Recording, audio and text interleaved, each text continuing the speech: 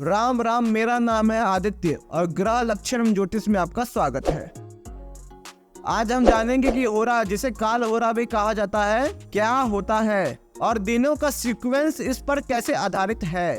आप लोगों ने तो कैलेंडर में दिनों का यह सीक्वेंस तो देखा ही होगा कि रविवार के बाद सोमवार आता है, सोम के बाद मंगल, मंगल के बाद बुधवार, बुधवार के बाद गुरु, गुरु के बाद शुक्र, शुक्रवार के बाद शनिवार।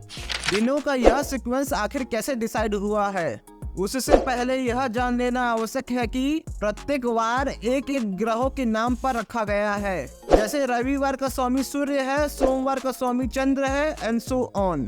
रविवार का शाब्दिक अर्थ ही होता है रवि अर्थात सूर्य का दिन, अर्थात वह दिन जिसमें सूर्य का इन्फ्लुएंस सबसे ज्यादा हो। अब देखिए, ये है हमारा सौरमंडल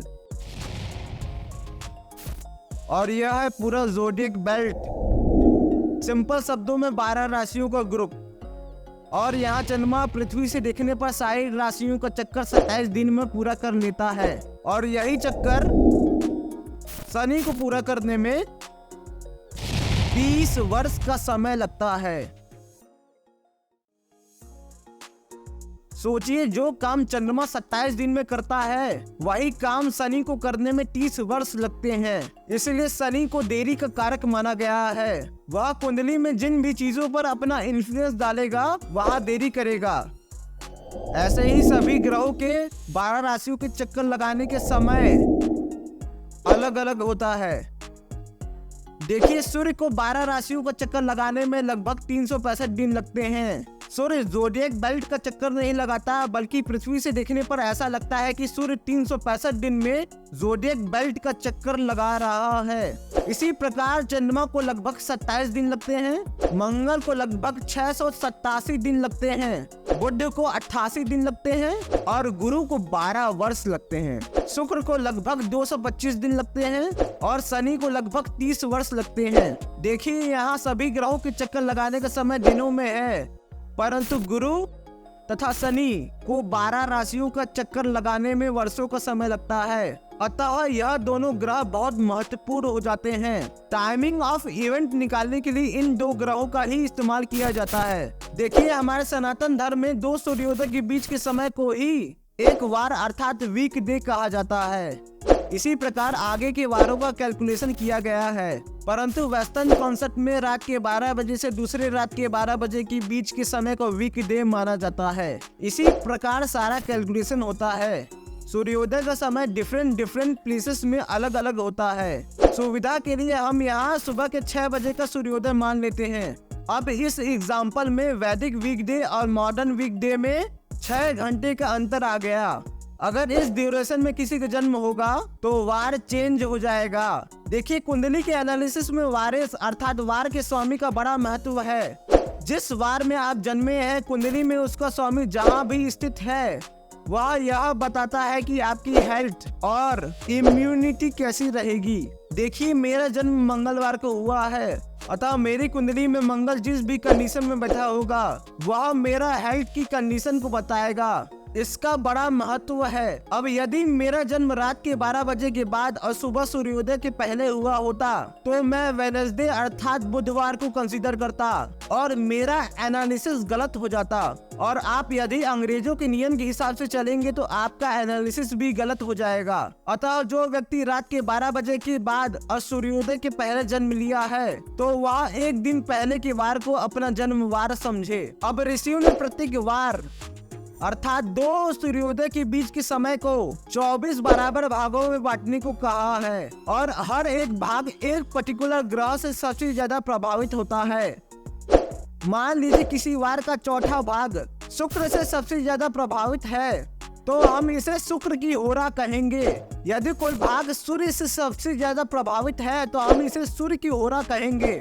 यदि मंगल से प्रभावित है तो मंगल की होरा और यदि गुरु से प्रभावित है तो गुरु की होरा। बेसिकली होरा शब्द अहोरात्रि से मिलकर बना है।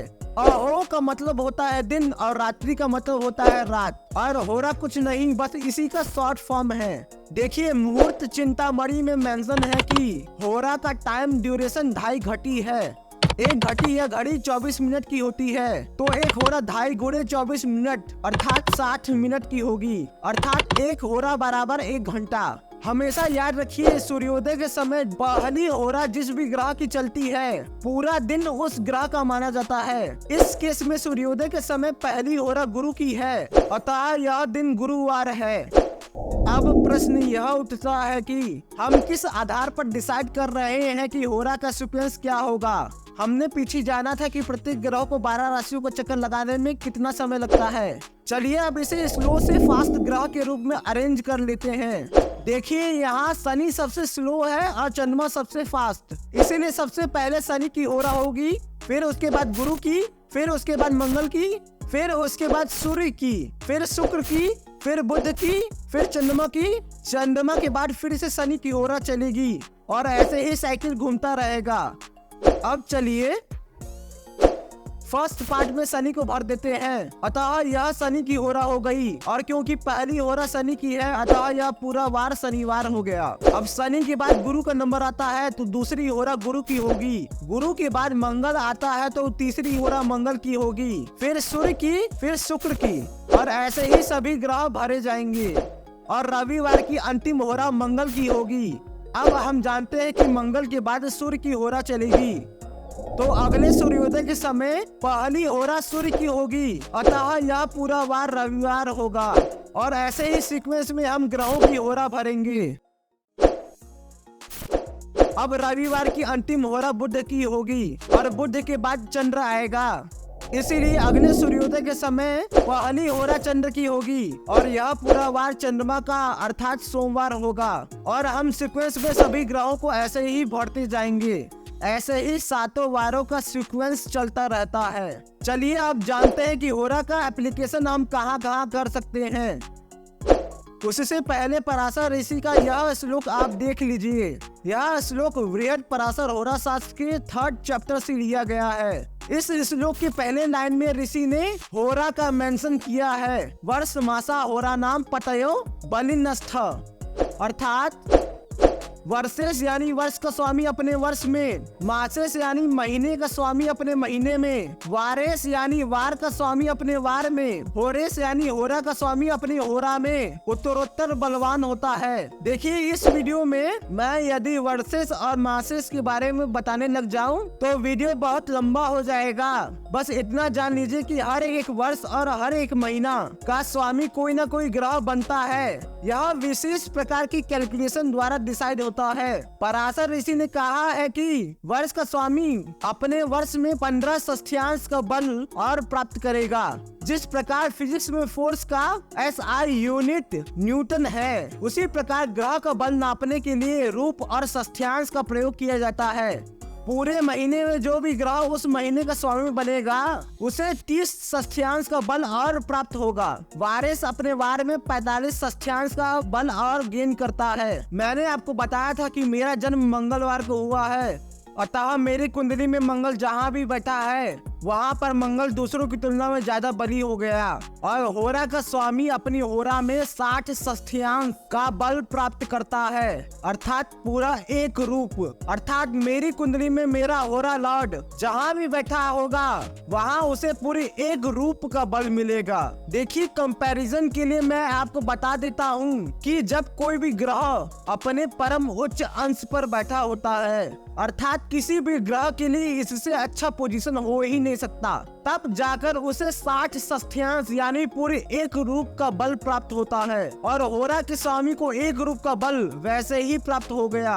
यह तो जन्म के समय की बात है। सपोज आज मंगलवार है, सबकी कुंडली में जहाँ भी मंगल बैठा है तो इस पूरे दिन मंगल सामान्य से ज्यादा एक्टिव रहेगा। यदि इस समय सूर्य की होरा चल रही है तो इस 1 घंटे के ड्यूरेशन में आपकी कुंडली में सूर्य सबसे ज्यादा एक्टिव रहेगा, और सूर्य जिन जिन अच्छे बुरे कॉम्बिनेशंस में शामिल है उन कॉम्बिनेशंस के रिजल्ट को डिलीवर करने की क्षमता इस 1 घंटे में सूर्य के पास सबसे अधिक होगी।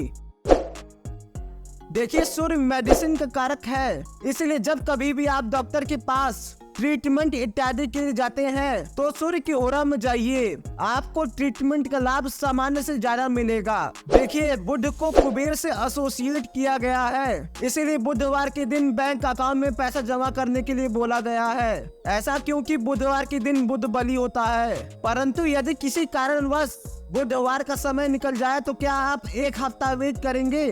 तो ऐसे में आप किसी भी दिन बुध की होरा में पैसा जमा कर सकते हैं। होरा में ग्रह वार से ज्यादा ताकतवर होता है। देखिए मंगल कर्जे का कारक होता है, अगर आप मंगलवार को कर्ज लेंगे तो मंगल बहुत ज्यादा बली हो जाएगा और आपको और ज्यादा कर्ज में डुबा देगा, इसलिए इसे अवॉइड किया जाता है। यदि आप मंगलवार को अवॉइड कर रहे हैं तो जाहिर सी बात है कि मंगल की होरा को भी अवॉइड करना ही करना है। मंगल लड़ाई झगड़े का भी कारक है। पता चला आप मंगल की होरा में मामला सुलटाने चले और बढ़ा के आ गए। देखिए शनि देरी के कारक है, यदि शनिवार को किसी को आपने पैसा दे दिया तो बहुत ज्यादा चांसेस होते हैं कि सामने वाला समय रहते पैसा न लौटाए। परंतु यदि आपने शनि की होरा में किसी को पैसा दे दिया तो 100% चांस है कि सामने वाला समय रहते पैसा न लौटाए, क्योंकि होरा वार से ज्यादा बली होता है। इसलिए आप वार को भले ही प्रायोरिटी न दे, परंतु होरा को कभी अवॉइड न करिएगा। देखिए ये मुहूर्त चिंतामणि के चैप्टर 1 का श्लोक है। इस श्लोक के पहले लाइन में होरा का मेंशन है, जिसका मतलब है कि जो कार्य जिस वार में निर्धारित किया गया है यदि वह आवश्यक है तो उसके होरा में करने को महर्षियों ने कहा है। एग्जाम्पल के लिए यह नक्षत्र का टेबल देखिए। आप लोगों ने गुरु पुष्य योग और रवि पुष्य योग के बारे में तो सुना होगा, अर्थात जिस दिन चंद्रमा पुष्य नक्षत्र में हो और उसी दिन गुरुवार हो तो गुरु पुष्य योग होता है, और यदि उसी दिन रविवार हो तो रवि पुष्य योग होता है। यह योग शुभ कार्य करने हेतु अच्छा होता है, लेकिन दिक्कत यह आती है कि यह योग साल भर में 4-5 बार ही आते हैं। तो क्या हम शुभ कार्य के लिए 4-5 महीना इंतजार करेंगे? इससे अच्छा है कि यह देखिए कि प्रत्येक महीने में चंद्रमा पुष्य नक्षत्र में किस दिन जा रहा है और इस ड्यूरेशन में सूर्य और गुरु की होरा कब चल रही है। उस 1 घंटे में यदि आप अपना कार्य करते हैं तो आपको रवि पुष्य अथवा गुरु पुष्य योग जैसा ही फल मिलेगा। मान लीजिए किसी को अमृत सिद्धि योग की आवश्यकता है। अमृत सिद्धि योग तब बनता है जब चंद्रमा अश्विनी नक्षत्र में है और उस दिन मंगलवार है। तो आपको बस यह देखना है कि हर महीने चंद्रमा अश्विनी नक्षत्र में कब आ रहा है और उस समय मंगल की होरा कब कब है, तो आपको उस 1 घंटे में अमृत सिद्धि योग का ही रिजल्ट मिलेगा। ऐसे ही मुहूर्त के सारे शुभ योग में यदि आपको वार आसपास नहीं मिलता तो आप उसे होरा से रिप्लेस कर सकते हैं। अब कैसे पता करें कि किस समय कौन सी होरा चल रही है? देखिए जब आप दिक पंचांग में मुहूर्त वाले सेक्शन में जाएंगे और शुभ होरा क्लिक करेंगे तो ये देखिए होरा निकल के आ गया, परंतु यह कैलकुलेशन सही नहीं है। देखिए यहाँ दिन और रात का होरा अलग अलग दिखा रहा है। मैंने आपको बताया था कि एक सूर्योदय से दूसरे सूर्योदय के बीच का समय को 24 बराबर भागों में बांटा गया है। इन्हीं 24 बराबर भागों को होरा कहते हैं, लेकिन दिक पंचांग में सूर्योदय से सूर्यास्त के बीच के समय को 12 बराबर भागों में बांटा गया है और सूर्यास्त से अगले सूर्योदय के बीच के समय को भी 12 बराबर भागों में बांटा गया है। यह कैलकुलेशन तभी सही होगा जब दिन और रात का मान बराबर होगा, परंतु एक्चुअल में कभी दिन छोटा होता है और रात बड़ी होती है और कभी रात छोटी होती है और दिन बड़ा होता है। मैंने आपको बताया था कि मुहूर्त चिंतामणि में होरा का ड्यूरेशन 2.5 घंटे अर्थात एग्जैक्ट 1 आवर बताया गया है।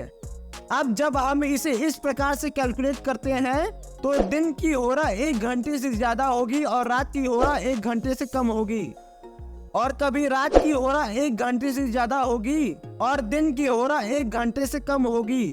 तो इसका सबसे सही कैलकुलेशन जे होरा फ्री सॉफ्टवेयर में है। यहाँ होरा लॉट दिखा रहा है और दूसरा सही कैलकुलेशन एस्ट्रोसेज की इस पेज पर है। इस पेज का डिस्क्रिप्शन में लिंक है। आपको बस इस सेक्शन में अपना लोकेशन डालना है और आज का ऑरा निकल के आ गया। आशा करता हूँ आपको यह वीडियो अच्छा लगा होगा, कुछ नया सीखने को मिला होगा।